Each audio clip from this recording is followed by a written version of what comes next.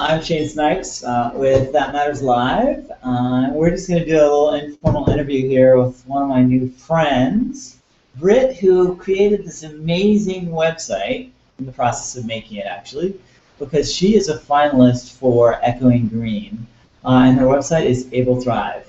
Tell me a little bit, Britt, about what the heck, like, how did you come up with something so inspirational as helping people with disabilities to find the resources that they need? By the way, we're wearing whiskers because we have a really cool new friend. We do. Yeah, so you have to describe She actually might pop in at she some point. will pop in at any moment or at some point, and then you'll get to meet her. Yes.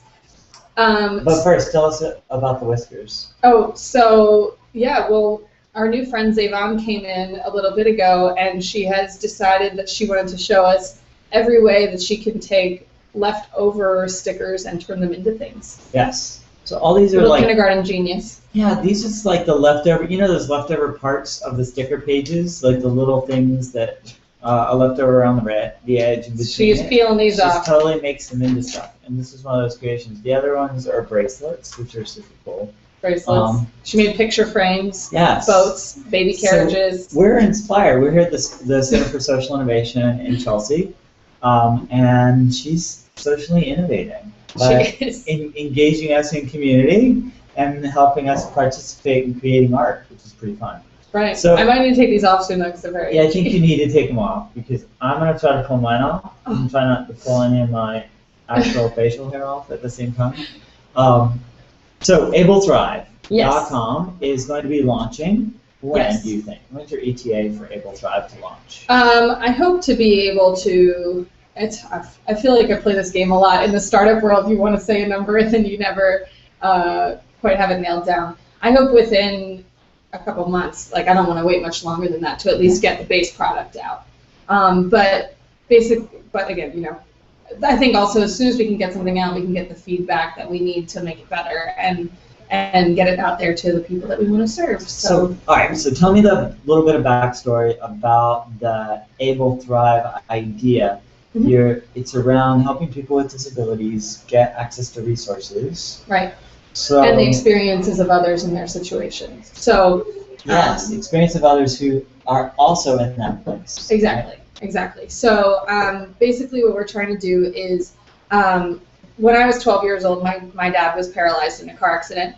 And that kind of put my entire family in a new situation to figure out how we were going to move on with my dad now being in a wheelchair. And that was 15 years ago. So during all that time, I think in the beginning, I had no idea. I didn't even know what paralysis meant. Things got pieced together. And then you figure out, okay, well, he's never going to walk again, or he's never going to do this again. And there's a lot of never, never, nevers. And it's very depressing. When I look back at it now, we were very lucky because my family is from near Philadelphia. We were at a really great hospital that had peer mentoring programs, so they already were matching people to others who would in a similar situation. I started to see what that did. How my dad learned to hold a fork didn't come from his therapist; it came from another quadriplegic who wheeled up next to him and. In 30 seconds, my dad had the way to hold a fork that he's used for the last 15 years.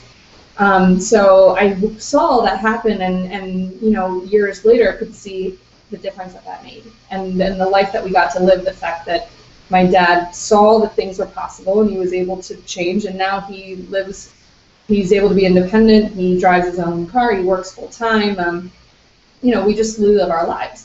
But the other side of that is through that awareness, I didn't know it at first how lucky we were. And then coming down later in my life, when I was in college, started to investigate people with disabilities. It started in China, and it was just so different. And when I could kind of... What was really different about it for you? Like when you started exploring in these different places, what really stood out? Well, the real moment that I remember clearly was I was at a rehabilitation hospital in the city, and met a man who just radiant smile, just such a nice, happy guy, and I was chatting with him, and he had broken his back, and when I saw him, he was up on like braces, on the little parallel bar things you've ever seen that people can hold to try walking.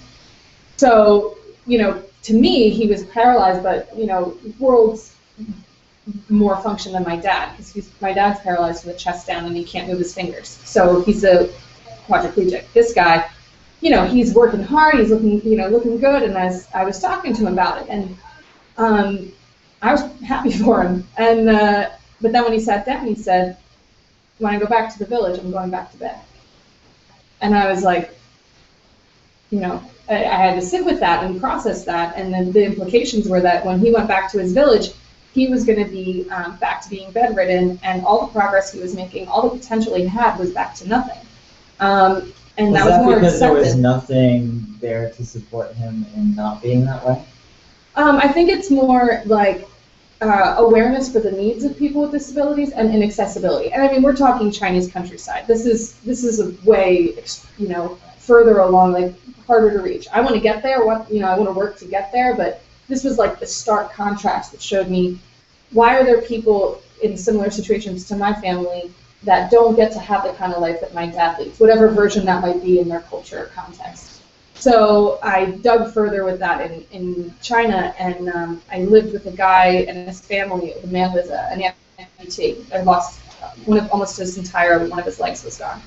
And when I was in the middle of this conversation, my dad in the U.S. would call, and he'd say, "Wait, your host dad doesn't have a leg? How does he do this?" And my Chinese host father's like, "Your dad doesn't walk. He can't move his fingers. How does he do this?" And it struck me as being they were so interested in each other. And even though they didn't have the same disability, there was so much interest and connection there. And so I remember it was shortly after that I was just thinking to myself, because this was a very formative month for me, and I realized it doesn't matter where you're from or where you live or how you've been raised. When disability touches you, there's that connection. And I was saddened because I knew that these two, my father and my host father, would never meet because of their disability. But I also knew that there was no reason they shouldn't be able to connect. And then that's when my little light bulb went off. Absolutely. Oh, you're such a big milkshake or something. Hello. Hey. Hey. Hello. Hi everyone. So we were talking, and now we're going to continue the interview with Monica. So we will real soon. Talk to you soon. Ciao. Oh, well, good.